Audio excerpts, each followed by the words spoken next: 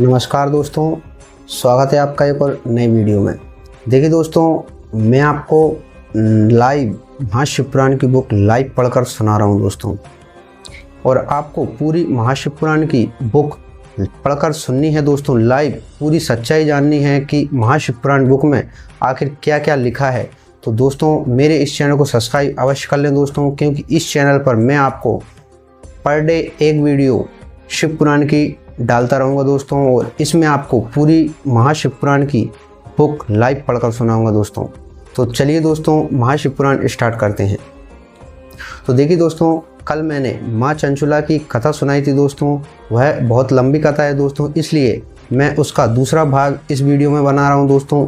आज मैं आपको माँ चंचुला की पूरी एंड तक कथा सुनाऊंगा दोस्तों। आगे की कथा दोस्तों मैंने कल एक वीडियो डाला था, भाग 3 यानी 3 नंबर का भाग डाला था दोस्तों। उसमें मैंने माँ चंचुला की कथा सुनाई है। उससे आगे की कथा मैं आपको इस वीडियो में बताऊंगा दोस्तों।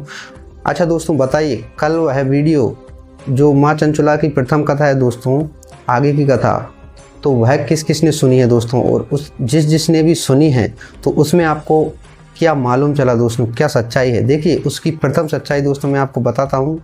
कल मैंने आपको नहीं बताया होगा, भूल गया होगा या कुछ भी बात हुई।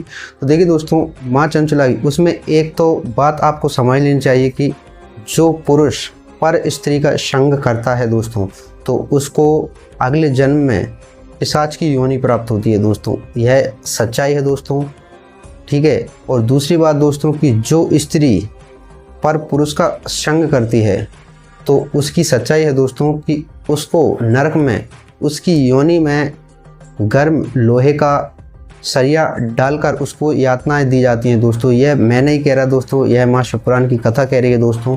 और आपको अगर यह बात सत्य ना लगी हो, जिसने भाई ने भी वो वीडियो नहीं देखा हो, तो उस वीडियो को देखिए दोस्तों। उसमें मैंने पढ़कर सुनाया दोस्तों, उसमें आपको समझ में आ जाएगा और वह सच्चाई आपको मालूम चलेगी दोस्तों। अब जिस मनुष्य को इन बातों पर विश्वास ना हो, जो भाई या बहन यह समझते हो कि ये सब झूठ है, ऐसा कुछ नहीं होता, तो देखिए दोस्तों, एक सच्चाई ये है कि जिस बुराई का फल तुरंत मिल जाए तो उस बुराई को कोई भी नहीं करेगा दोस्तों। मैं इन बातों को मानता हूँ दोस्तों, और इस बात पर मैं अटल हूँ।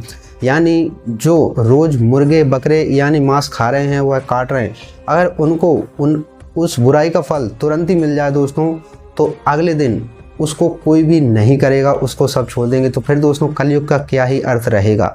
यह कलयुग का असर है दोस्तों, कलयुग का प्रभाव है। तो इनका फल मिलता है दोस्तों, लेकिन तुरंत नहीं मिलता दोस्तों। आप कोई भी अच्छा कर्म भी करिए दोस्तों, तो उसका भी फल आपको तुरंत नहीं मिलेगा, उसका भी बाद में ही मिलेगा दोस्तों। तो ऐसा ही नरक का हाल है दोस्तों। नरक में जो आपको यातनाएं दी जाती हैं, अगर उनकी सच्चाई आपको करके दिखाई जाए या भगवान आपको करके दिखा दें, तो दोस्तों वह बुरे काम कोई भी नहीं करेगा, सब छोड़ देंगे। लेकिन यह सच्चाई है दोस्तों, यह मरने के बाद ही भोगना पड़ता है दोस्तों। तो इन बातों को माना करें दोस्तों, इन पर विश्वास करें, जो वेद में लिखा है वह सत्य है दोस्तों। तो चलिए दोस्तों, माँ चंचुला की आगे की कथा प्रारंभ करते हैं। तो देखिए दोस्तों, माँ चंचुला की आगे की कथा है। चंचुला की प्रार्थना से ब्राह्मण का उसे पूरा शिवपुराण सुनाना और समयानुसार शरीर छोड़कर शिवलोक में जा चंचुला का पार्वती की सखी होना। क्योंकि दोस्तों वह जो चंचुला का पति था विंदुग, तो वह बुरे कर्म करता था दोस्तों, और उसकी पत्नी सत्कर्म करती थी। लेकिन उसकी संगत में रह रहकर उस पर भी बुरे कर्मों का असर पड़ गया दोस्तों। तो इसी को संगति का असर कहते हैं दोस्तों। आप अच्छी संगति करेंगे तो आप पर अच्छा असर होगा, अच्छे विचार आएंगे। और अगर आप बुरी संगति करेंगे तो बुरे विचार आएंगे, बुरे असर होंगे आप पे। तो यह संगति का ही असर रहता है दोस्तों। इस कथा का एक यह भी उद्देश्य है। तो देखिए दोस्तों, अब आगे की कथा यह है दोस्तों कि माँ चंचुला ने उनकी मृत्यु होने पर कैसे माँ पार्वती की सखी बनी। तो इस कथा को बड़े ध्यानपूर्वक सुनिए दोस्तों। तो देखिए दोस्तों, ब्राह्मण बोले, सौभाग्य की बात है कि भगवान शंकर की कृपा से श्री शिवपुराण की वैराग्य युक्त तथा श्रेष्ठ कथा को सुनकर तुम्हें समय पर चेत हो गया है। हे ब्राह्मण पत्नी, तुम डरो मत, भगवान शिव की शरण में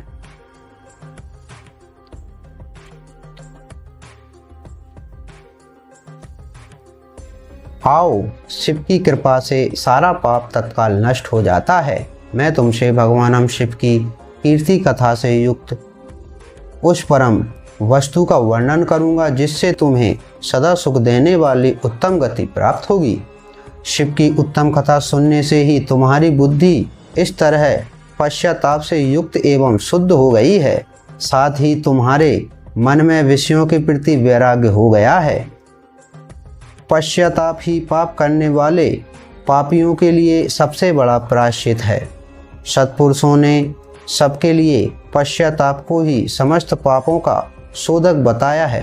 तो देखिए दोस्तों, जो आप पाप किया है आपने, अगर आपको उसका पश्चाताप हो जाए तो वह सबसे बड़ा संतोष बताया गया है। दोस्तों, पश्चाताप से ही पापों की शुद्धि होती है। जो पश्चाताप करता है वही वास्तव में पापों का प्रायश्चित करता है, क्योंकि सत्पुरुषों ने समस्त पापी की शुद्धि के लिए जैसे प्रायश्चित का उपदेश दिया है, वह सब पश्चाताप से संपन्न हो जाता है।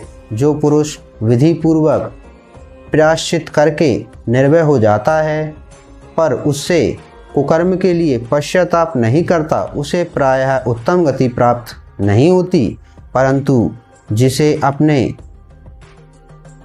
कुकृत्य पर हार्दिक पश्चाताप होता है वह उस सब उत्तम गति का भागी होता है, इसमें संशय नहीं है। इस शिव पुराण की कथा सुनने से जैसी चित्त शुद्धि होती है वैसी दूसरे उपायों से नहीं होती।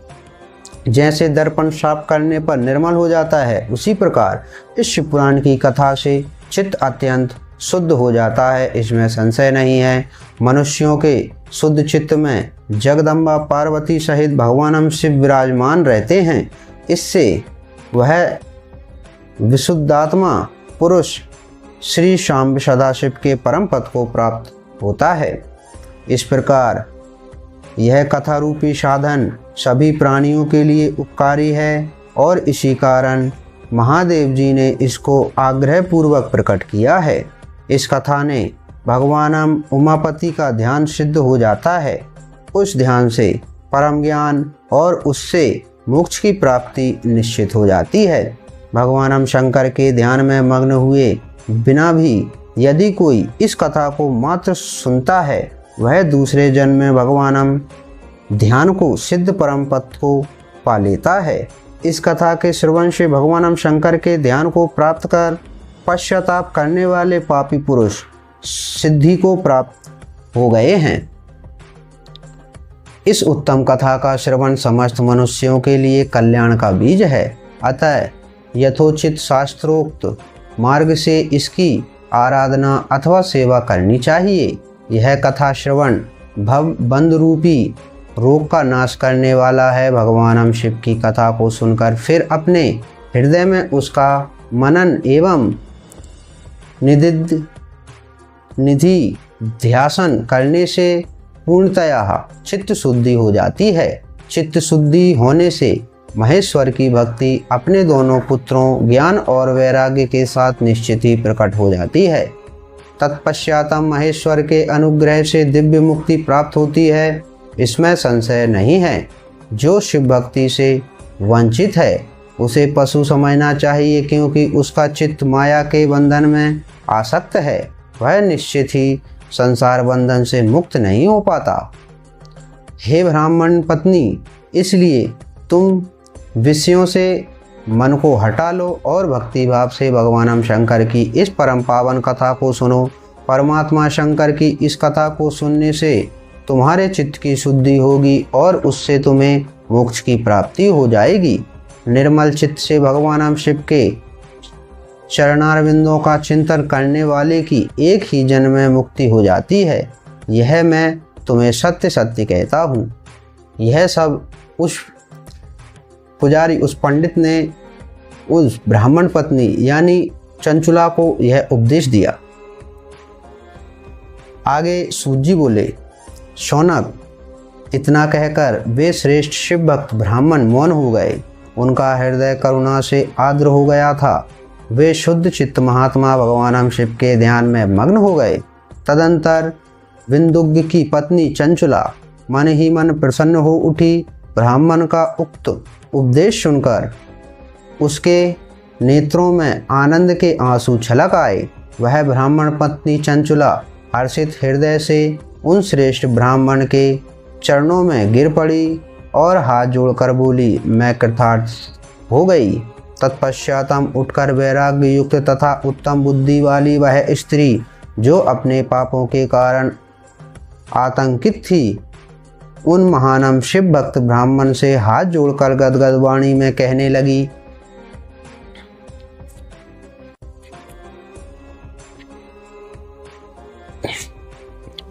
चंचला बोली, हे ब्राह्मण, मैं शिव भक्तों में श्रेष्ठ। हे स्वामीनम, आप धन्य हैं, परमार्थदर्शी हैं और सदा परोपकार में लगे रहते हैं, इसलिए आप श्रेष्ठ साधु पुरुषों में प्रशंसा के योग्य हैं। हे साधु, मैं नरक के समुद्र में गिर रही हूँ, आप मेरा उद्धार कीजिए।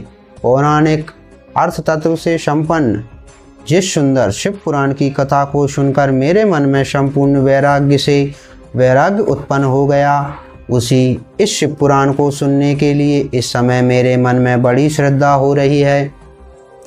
तब सूत जी बोले, ऐसा कहकर साथ हाथ जोड़कर उनका अनुग्रह पाकर चंचला उस शिव पुराण की कथा को सुनने की इच्छा मन में लिए उन ब्राह्मण देवता की सेवा में तत्पर हो वहाँ रहने लगी।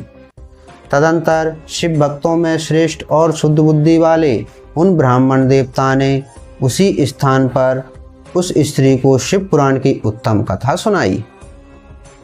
इस प्रकार उस गोकर्ण नामक महाक्षेत्र में उन्हीं श्रेष्ठ ब्राह्मण से उसने शिव पुराण की वह परम उत्तम कथा सुनी, जो भक्ति, ज्ञान तथा वैराग्य को बढ़ाने वाली तथा मुक्ति देने वाली है।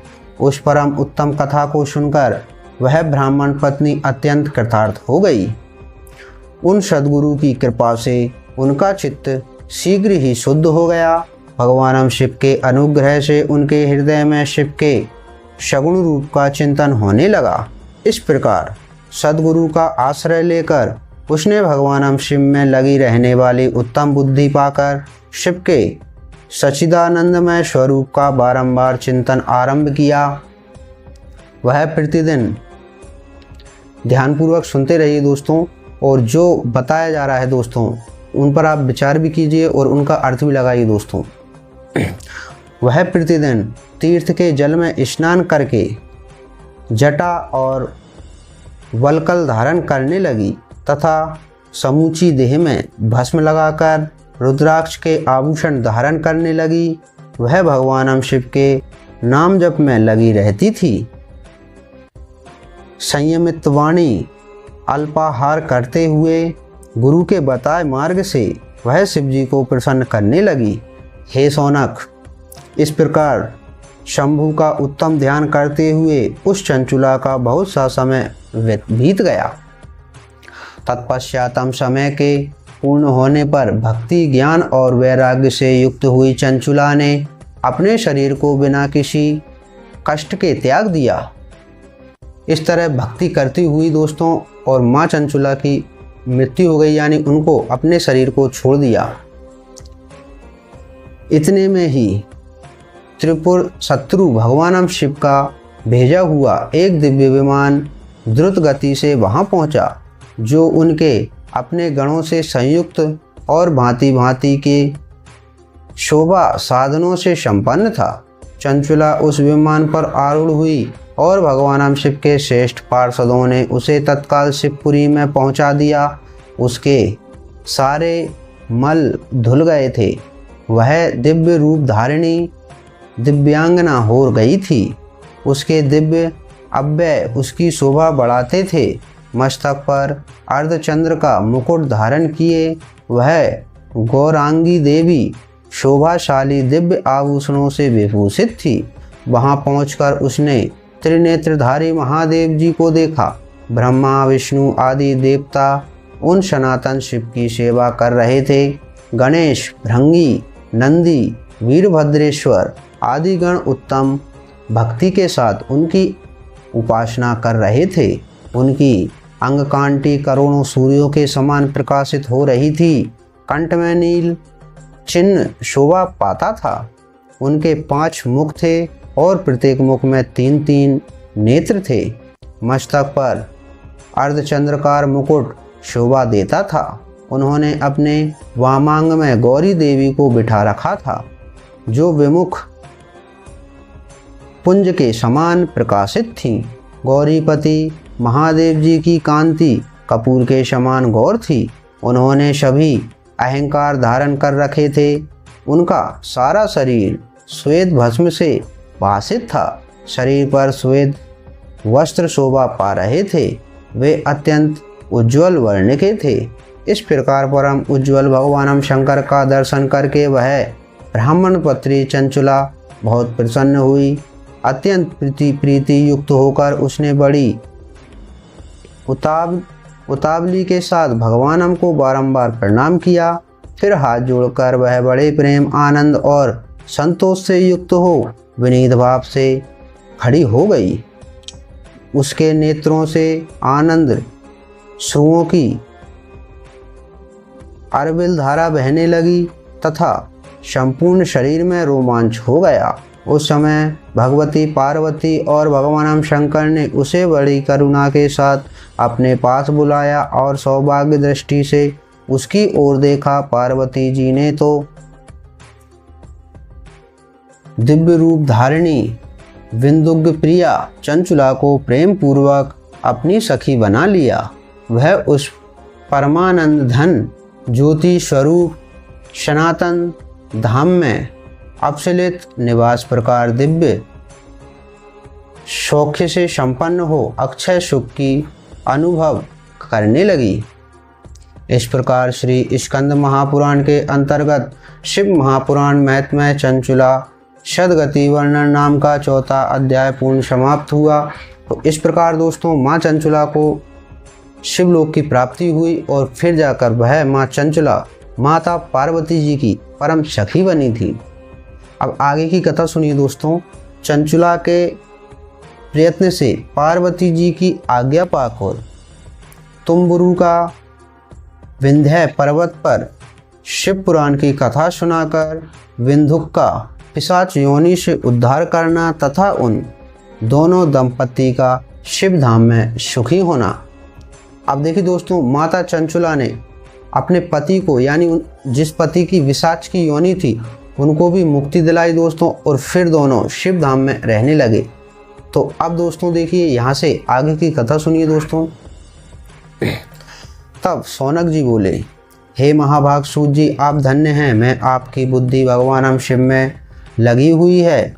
आपने कृपा पूर्वक यह शिव भक्ति को बढ़ाने वाली अद्भुत कथा हमें सुनाई है। महामते, सदगति प्राप्त करने के बाद यहाँ जाकर चंचुला ने क्या किया और उसके पति का क्या हुआ, यह सब वृतांत विस्तार से हमें बताइए। तब सूत जी बोले, हे शौनक, एक दिन परमानंद में निमग्न हुई चंचुला ने उमा देवी के पास जाकर प्रणाम किया और दोनों हाथ जोड़कर वह उनकी स्तुति करने लगी। चंचुला बोली, हे गिरिजानंदिनी, हे स्कंद माता, मनुष्यों ने सदा आपकी सेवा की है। समस्त सुखों को देने वाली हे शंभु प्रिय, हे ब्रह्म स्वरूपिणी, आप विष्णु और ब्रह्मा आदि देवताओं द्वारा सेव्य हैं। आप ही सगुणा और निर्गुणा भी हैं तथा आप ही सूक्ष्म सच्चिदानंद स्वरूपिणी आध्यात्मिकति हैं। आप ही संसार की सृष्टि, पालन और संहार करने वाली हैं। तीनों गुणों का आश्रय भी आप ही हैं। ब्रह्मा, विष्णु और महेश्वर, इन तीनों देवताओं का आवास स्थान तथा उनकी उत्तम प्रतिष्ठा करने वाली पराशक्ति आप ही हैं। तब सूत जी बोले, हे शौनक, जिसे सदगति प्राप्त हो चुकी। इस प्रकार माँ चंचुला ने माँ पार्वती जी से प्रार्थना अर्चना की। सूत जी बोले, हे शौनक, जिसे सदगति प्राप्त हो चुकी थी वह चंचुला इस प्रकार महेश्वर पत्नी उमा की स्तुति करके सिर झुकाए चुप हो गई। उसके नेत्रों में प्रेम के आंसू उमड़ आए थे। तब करुणा से भरी हुई शंकर प्रिया भक्तवत्सला पार्वती देवी चंचुला को संबोधित करके बड़ी प्रेम से इस प्रकार कहने लगी, फिर माँ पार्वती बोली, हे सखी चंचुले, हे सुंदरी, मैं तुम्हारी की हुई इस स्तुति से प्रसन्न हूँ। बोलो, क्या वर मांगती हो? तुम्हारे लिए मुझे कुछ भी अधे नहीं है। सूत जी बोले। पार्वती के इस प्रकार कहने पर चंचुला उन्हें प्रणाम करके दोनों हाथ जोड़कर नमस्कार और प्रेम पूर्वक पूछने लगी।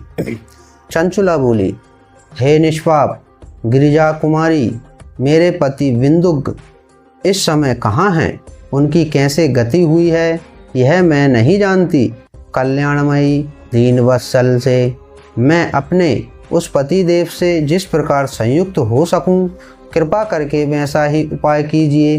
हे महेश्वरी, हे महादेवी, मेरे पति एक शूद्र जातीय वैश्या के प्रति आसक्त थे और पाप में ही डूबे रहते थे। उनकी मृत्यु मुझसे पहले ही हो गई थी। वे न जाने किस गति को प्राप्त हुए हैं। सूत जी बोले।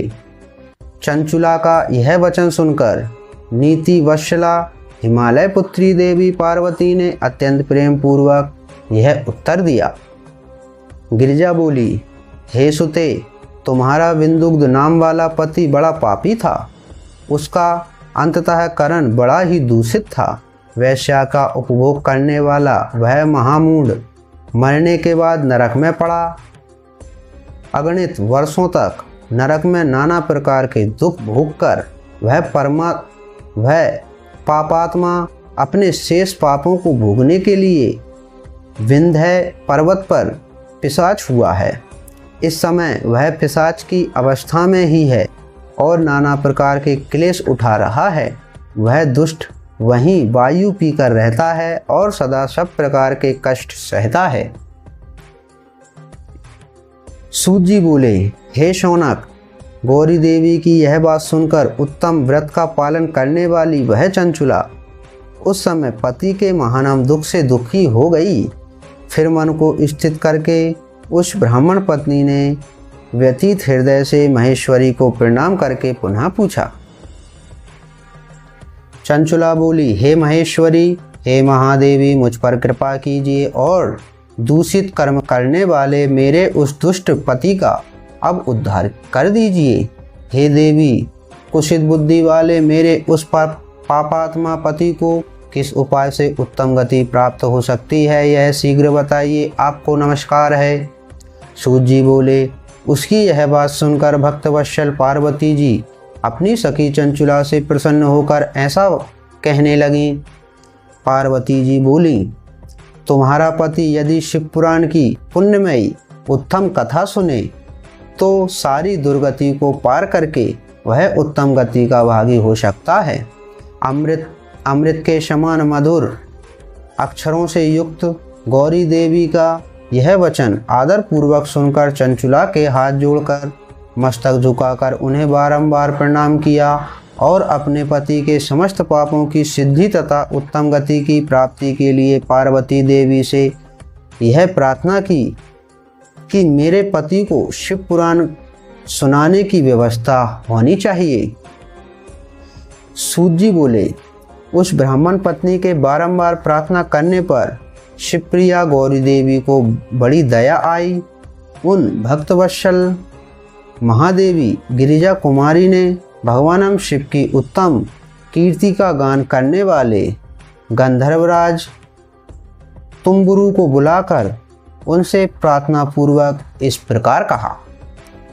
तब गिरिजा बोली, मेरे मन की बातों को जानकर मेरे अभीष्ट कार्यों को सिद्ध करने वाले तथा शिव में प्रीति रखने वाले हे तुम्बुरो, मैं तुमसे एक बात कहती हूँ, तुम्हारा कल्याण हो। तुम मेरी इस सखी के साथ शीघ्र ही विंध्याचल पर्वत पर जाओ। वहाँ एक महाघोर और भयंकर पिशाच रहता है। उसका वृतांत तुम आरंभ से ही सुनो। मैं तुमसे प्रसन्नता पूर्वक सब कुछ बताती हूँ। पूर्व जन्म में वह पिशाच विंदुग्ध नाम का ब्राह्मण था। वह मेरी इस सखी चंचुला का पति था, परंतु वह दुष्ट वैश्यगामी हो गया। स्नान संध्या आदि नित्य कर्म छोड़कर वह अपवित्र रहने लगा। क्रोध के कारण उसकी बुद्धि पर मूढ़ता छा गई थी। वह कर्तव्य कर्तव्य कर्तव्य का विवेक नहीं वह कर्तव्य का विवेक नहीं कर पाता था। अक्षय भक्षण, सज्जनों से द्वेष और दूषित वस्तुओं का दान देना लेना, यही उसका स्वाभाविक कर्म बन गया था। वह अस्त्र शस्त्र लेकर हिंसा करता, बाएं हाथ से खाता, दीनों को सताता और क्रूरतापूर्वक पराए घर में आग लगा देता था। वह चांडालों से प्रेम करता और प्रतिदिन वेश्या के संपर्क में रहता था। वह बड़ा दुष्ट था। उस पापी ने अपनी पत्नी का परित्याग कर दिया था और वह दुष्टों के संग में निरत रहता था। उससे वेश्या के कुसंग से अपने सारे पुण्य नष्ट कर दिए और धन के लोभ से अपनी पत्नी को निर्भय करके व्यभिचारिणी बना डाला। वह मृत्यु पर्यंत दुराचार में ही फंसा रहा। फिर समय आने पर उसकी मृत्यु हो गई। वह पापियों के भोग स्थान घोर यमपुर में गया और वहाँ बहुत से नरकों को भोगकर वह दुष्ट आत्मा इस समय विंध्य पर्वत पर पिशाच बना हुआ है। वहीं पर वह दुष्ट पिशाच अपने पापों का फल भोग रहा है। तुम उसके आगे यत्नपूर्वक शिव पुराण की उस दिव्य कथा का प्रवचन करो, जो परम पुण्यमयी तथा समस्त पापों का नाश करने वाली है। उत्तम शिव पुराण की कथा के श्रवण से उसका हृदय शीघ्र ही समस्त पापों से शुद्ध हो जाएगा और वह प्रेत योनि का परित्याग कर देगा। दुर्गति से मुक्त होने पर उस विंदुक नामक पिशाच को मेरी आज्ञा से विमान पर बिठाकर तुम भगवान शिव के समीप ले आओ। तब सूत जी बोले, हे शौनक, महेश्वरी उमा के इस प्रकार आदेश देने पर गंधर्वराज तुम्बुरु मन ही मन बड़े प्रसन्न हुए और उन्होंने अपने भाग्य की सराहना की।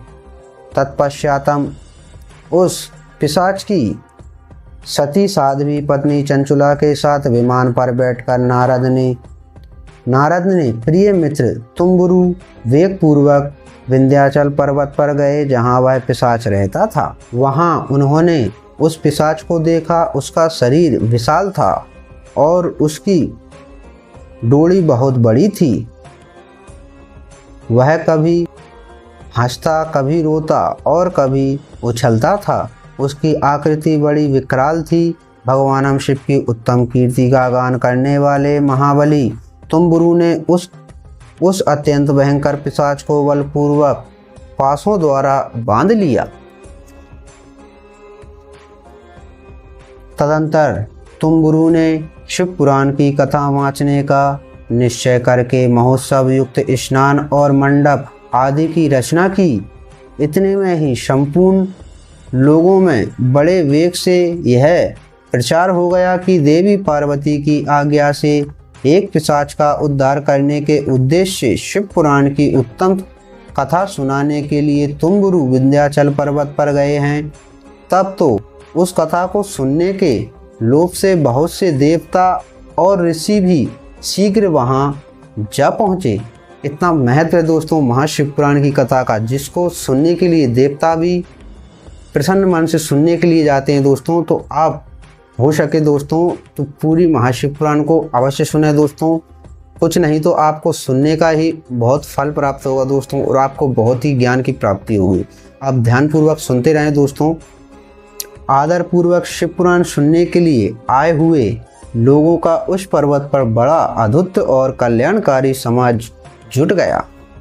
तत्पश्चात तुम्बुरु ने उस पिशाच को पासों से बांधकर आसन पर बिठाया और हाथ में वीणा लेकर गौरीपति कथा का गान आरंभ किया। महात्म्य सहित पहली अर्थात प्रथम संहिता से लेकर 7वीं संहिता तक शिव पुराण की कथा का उन्होंने स्पष्ट वर्णन किया। यानी उन्होंने महाशिव पुराण की संपूर्ण कथा सुनाई दोस्तों और पूरी 7 संहिता का गान किया दोस्तों। 7 संहिताओं वाले शिव पुराण का आदर पूर्वक श्रवण करके वे सभी श्रोता पूर्णतः कृतार्थ हो गए। उस परम पुण्यमयी शिव पुराण को सुनकर उस पिशाच ने अपने सारे पापों को धोकर उस पैशाचिक शरीर को त्याग दिया। शीघ्र ही उसका रूप दिव्य हो गया, अंग कांति गौरवर्ण की हो गई। शरीर पर श्वेत वस्त्र तथा सब प्रकार के पुरुषोचित आभूषण उसके अंगों को उद्भासित करने लगे। वह त्रिनेत्रधारी चंद्रशेख रूप हो गया। इस प्रकार दिव्य देहधारी होकर श्री मानव विंदुक अपनी भार्या चंचला के साथ स्वयं ही भी पार्वती पति भगवान शिव के दिव्य चरित्र का गुणगान करने लगा। उसकी स्त्री को इस प्रकार दिव्य रूप से सुशोभित देखकर वे सभी देवता और ऋषि बड़े विस्मित हुए। उनका चित्त परमानंद से परिपूर्ण हो गया। भगवान महेश्वर का वह अद्भुत चरित्र सुनकर वे सभी श्रोता परम कृतार्थ हो प्रेम पूर्वक श्री शिव का यशोगान करने लगे। करते हुए अपने अपने धाम को चले गए। दिव्य रूपधारी श्री मानव विंदुक भी सुंदर विमान पर अपनी प्रियतमा के पास बैठकर सुखपूर्वक आकाश में स्थित हो परम शोभा पाने लगा। तदंतर महेश्वर के सुंदर एवं मनोहर गुणों का गान करता हुआ वह अपनी प्रियतमा तथा तुम्बुरु के साथ शीघ्र ही शिवधाम में जा पहुंचा। वहां भगवान महेश्वर तथा पार्वती देवी ने प्रसन्नता पूर्वक विंदुक का बड़ा सत्कार किया और उसे अपना गण बना लिया। उसकी पत्नी चंचला पार्वती की सखी हो गई। उस धनी भूत ज्योति स्वरूप परमानंदमय सनातन धाम में अवचलित निवास पाकर वे दोनों दंपत्ति परम सुखी हो गए। यह उत्तम इतिहास मैंने आपको सुनाया, जो पापों का नाश करने वाला, उमा महेश्वर को आनंद देने वाला, अत्यंत पवित्र तथा उनमें भक्ति बढ़ाने वाला है। जो इसे भक्ति पूर्वक सुनता है अथवा एकाग्रचित होकर इसका पाठ करता है, वह अनेक सांसारिक सुखों को भोगकर अंत में मुक्ति प्राप्त करता है। इस प्रकार श्री स्कंद महापुराण के अंतर्गत श्री शिव महापुराण महात्म्य विंदुग्ध सदगति वर्णन नामक 5वां अध्याय पूर्ण हुआ। बोले शंकर भगवान की जय। तो इस प्रकार दोस्तों माँ चंचला पार्वती जी की सखी बनी और उनके पति विंदुग्ध का भी उन्होंने उद्धार किया दोस्तों। तो यह महाशिवपुराण की कथा की महिमा है दोस्तों। इतना महत्व और इतना पुण्य इतना तेज है दोस्तों महाशिवपुराण में कि जो इस महाशिवपुराण कथा को सुन लेता है दोस्तों तो उनका भी उद्धार हो जाता है दोस्तों। और इसमें इतनी ज्ञान की भरपूर बातें हैं दोस्तों जो आपको ज्ञानमय बना देंगी दोस्तों। इतना ज्ञान भरा पड़ा है दोस्तों इस शिवपुराण की बुक में। तो इसको बड़े ध्यानपूर्वक सुनते रहिए दोस्तों और इसमें बहुत सी रहस्यमयी बातें आपको मालूम चलेंगी दोस्तों। तो इस कथा का यही उद्देश्य है दोस्तों कि आपने अभी तक जितने भी बुरे कर्म किए हों, जितने भी पाप कर्म किए गए हों, उनको सबको छोड़कर दोस्तों, और अगर आप भगवान की पूजा पाठ करते हैं, उनमें भक्ति रखते हैं, उन सदा उनके आश्रमों पर चलते हैं दोस्तों, तो आपको भगवान की प्राप्ति हो सकती है दोस्तों। आपको जो यातना है उनको ना भोग कर सुख की प्राप्ति होगी दोस्तों। तो इस कहानी का एक यही अर्थ है दोस्तों, इस कथा का यही महत्व है। तो देखिए दोस्तों, अगर आपको पूरी महाशिवपुराण संपूर्ण महापुराण बुक अगर इसी तरह सुनना है दोस्तों तो मेरे इस चैनल को सब्सक्राइब कर अवश्य रखें दोस्तों, क्योंकि इस पर पर डे वीडियो आएगी दोस्तों और ऐसी ही महाशिवपुराण की संपूर्ण कथा मैं आपको सुनाता रहूँगा दोस्तों। इससे आपको सारी और सत्य और संपूर्ण जानकारी प्राप्त होगी दोस्तों। तो चलिए दोस्तों, मिलते हैं अगली नई कथा में नई वीडियो के साथ। तब तक के लिए जय श्री राम।